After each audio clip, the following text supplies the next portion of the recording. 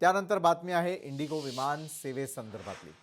Indigo विमान सेवेमध्ये गेल्या आठवड्यापासून सुरू असलेला गोंधळ अखेर लवकरच थांबणार असल्याची कबुली इंडिगो प्रशासन देताना दिसतंय। आधी अनेक ठिकाणी इंडिगोची उड्डाणं रद्द झाली, तसंच कित्येक उड्डाणं विलंबानं झाली, ज्यामुळे हजारो प्रवाशांना गंभीर त्रास सहन करावा लागला होता। यावर इंडिगोनं दिलगिरी व्यक्त करत प्रवाशांची माफी मागितली होती। आता गोंधळाची परिस्थिती नियंत्रणात आली असल्याचा दावा इंडिगो प्रशासनाकडून करण्यात येतोय।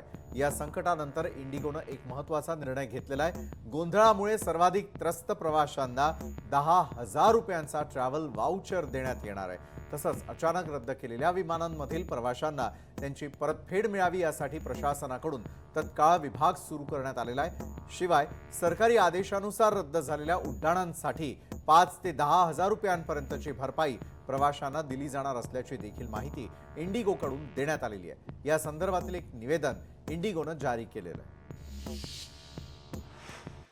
वळूयात पुढच्या महत्त्वाच्या बातमीकडे। इंडिगोनं प्रवास करणाऱ्या प्रवाशांचे गेल्या काही दिवसातील हाल संपूर्ण देशानं आणि जगानं पाहिले आणि अनुभवले देखील।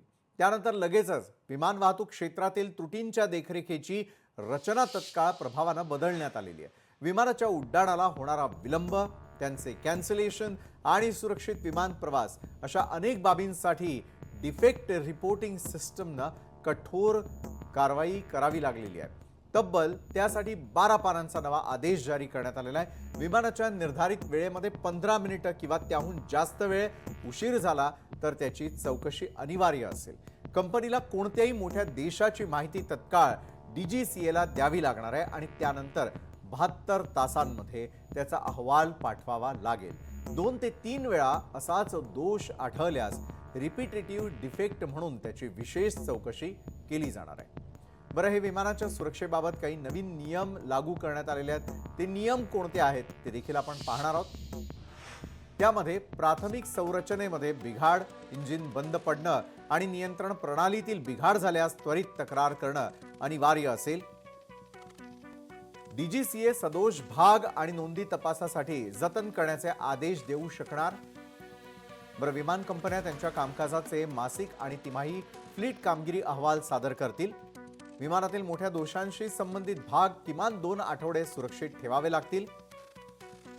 तर कोणते दोष अनिवार्य किंवा मुख्य दोष कोणते मानले जाणार यावरती देखील नजर टाकणं गरजेचं आहे, कारण उड्डाणादरम्यान आगीचा समावेश आहे।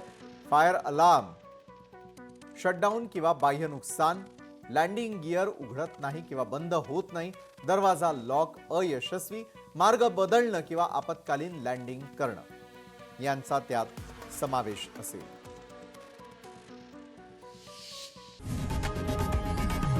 लोकशाही मराठी ऐका, पहा, जागरूक रहा।